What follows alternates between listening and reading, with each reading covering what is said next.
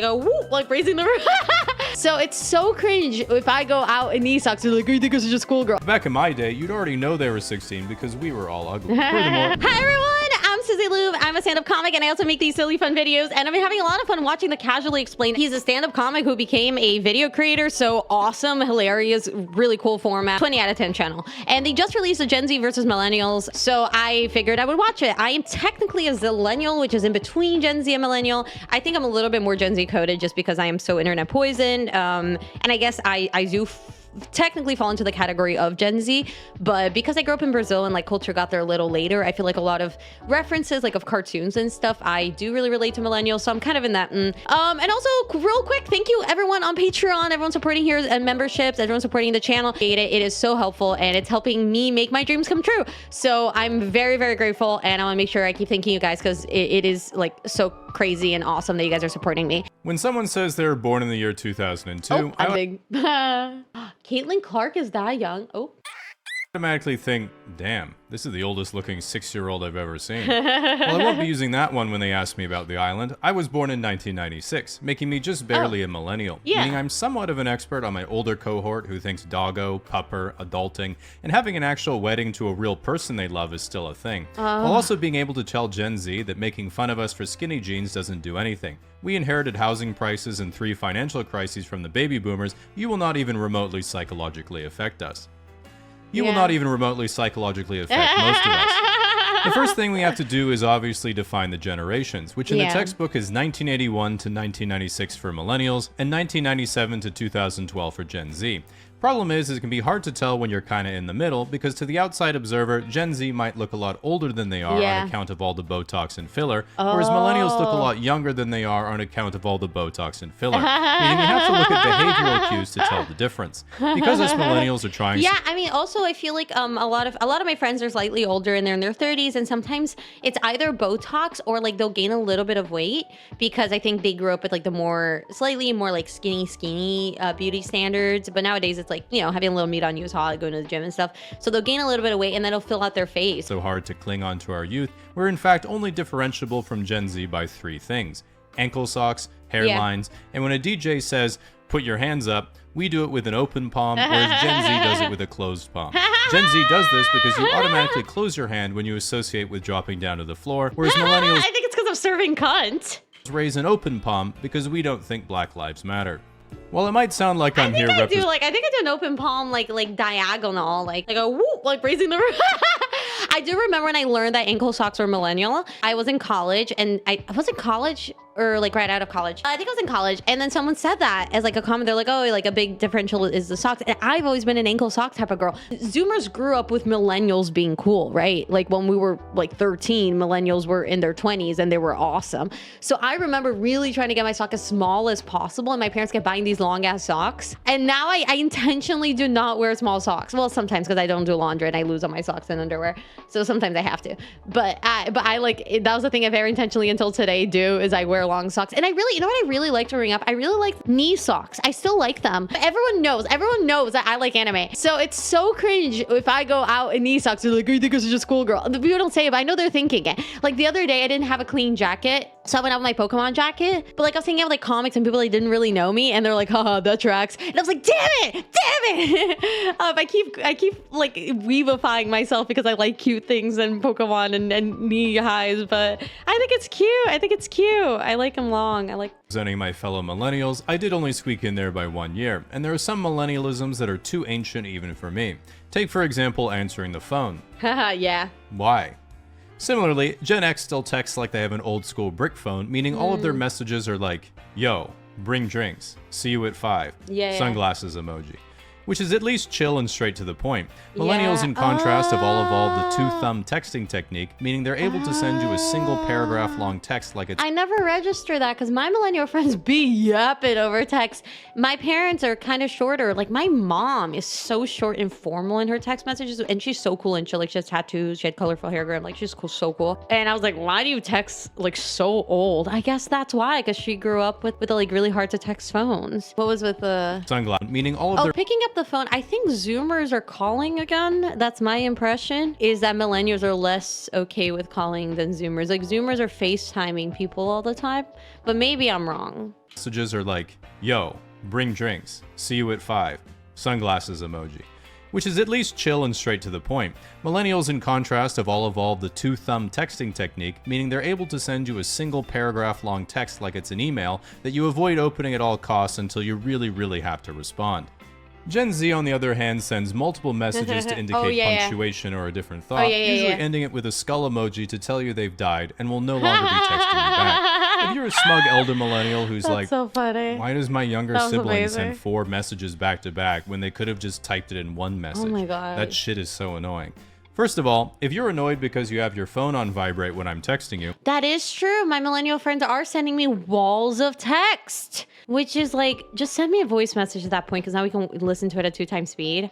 I'm like, there's this author, who's my favorite playwright, called Lucas Nath. He writes like that. He like separates text by like a paragraph to indicate punctuation. He's pretty cool. You can stick it up your ass. Second, if you've looked at literacy statistics recently, Gen Z doesn't know how to read, so they don't know how to punctuate in the first place.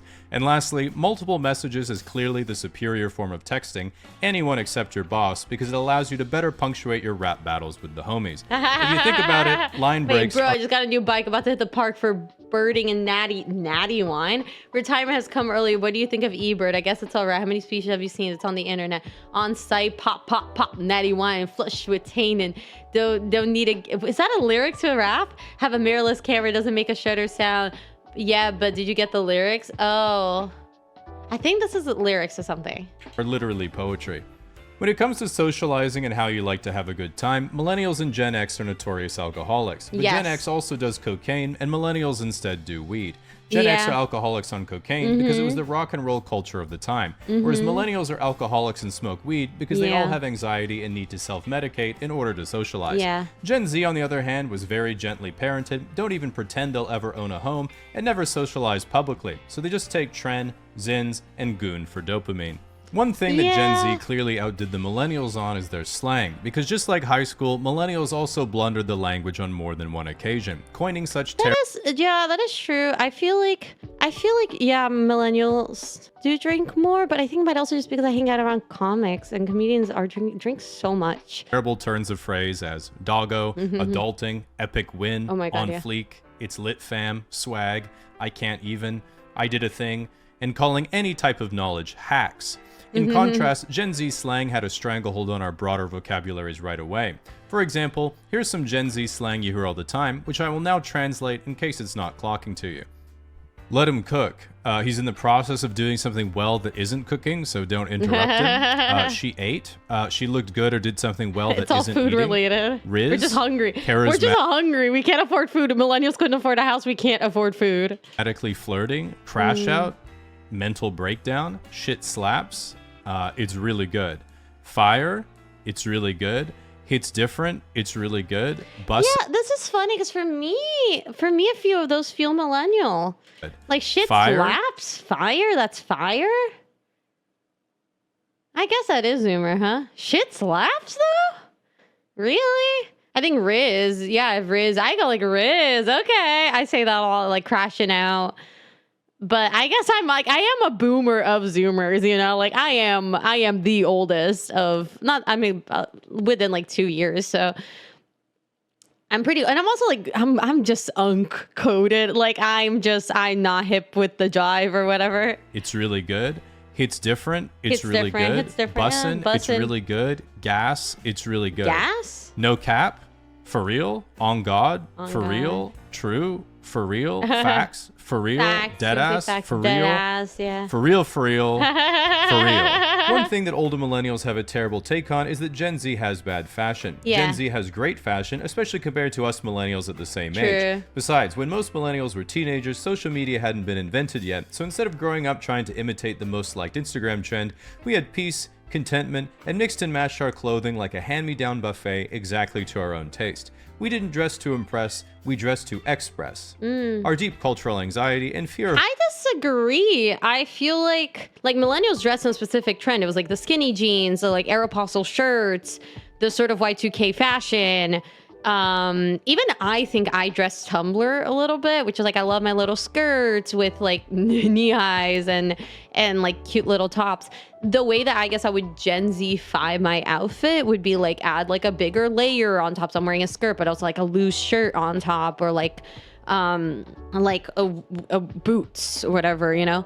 I feel like millennials like their little booties, you know, like their short little boots with that are like nice to go. I feel like Gen Z likes their chunkier, comfy, stylish outfits, whereas millennials like their tighter, form-fitting, more like nice casual. Whereas I feel like Gen Z is like thrift casual, but maybe that's like New York Gen Z. Like I feel like nowadays if I go out with like a size large Minecraft shirt and like SpongeBob shorts, like I look cool. People are like, damn, that girl's cool and hot. If I did that 10 years ago, if I dressed like that, I thought it would be really great to dress. I had this little matching SpongeBob set. Oh, I thought it was so cute. If I dressed like that, people would find me a loser. So I just bothering our parents in case the baby boomers got mad at us, which they pretty much always were. You might not like it, but this was peak millennial fashion. To prove that Gen Z has better fashion than millennials, in today's social media, it's common for an influencer to be chatting up girls on the street like, yo, you're so pretty, can I get your number? And she's like, I'm 16. And the guy's like, oh my God, you can't be 16. What? I gotta get out of here, chat.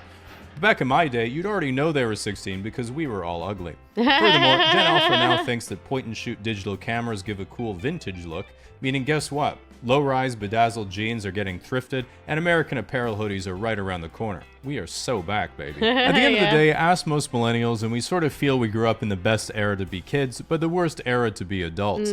Gen Z, on the other hand, just thinks, wait, things were actually good?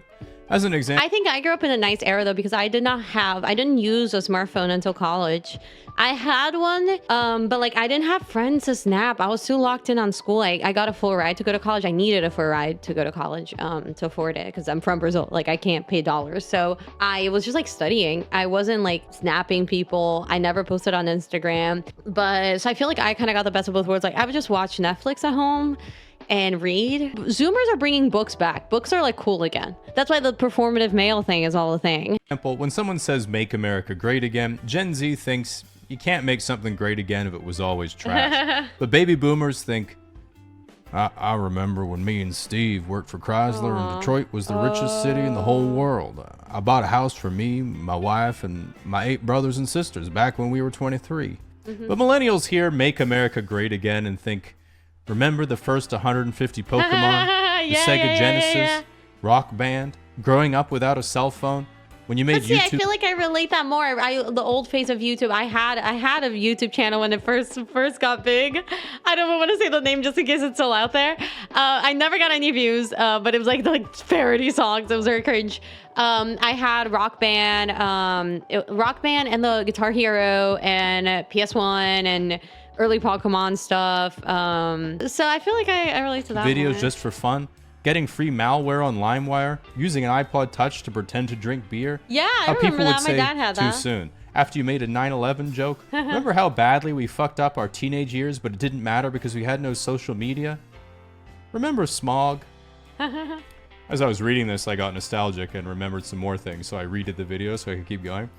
Remember Del Toro Quest? Ordering things from the Scholastic Book Fair? The Bermuda Triangle? Like, see, I had dial-up because I grew up in Brazil. So oftentimes we run out of internet or whatever. Like, we just wouldn't get internet. And then I had the Barbie CD to play with. I had a Polly Pocket CD that had games. I had a lot of almanacs. I used to subscribe to this magazine in Brazil called... What was it called? Brazilians, but Brasileiros, help me out. It was like a fun fact for kids. Like I had all of that. I was just reading. I read a book a day. Like when I was a kid, I just read. Remember burning a CD? Remember CD drives in the first place? Remember when DLC was just another game called an expansion pack? Remember rewinding a VHS before you returned it to Blockbuster? No. That's too far. I remember. Anyway, us millennials are gonna go stare at the Winamp visualizer for a while. You guys can talk amongst yourselves. Oh, cute, his merch. Oh, that's nice. I like that. Yeah, I mean, this was cool.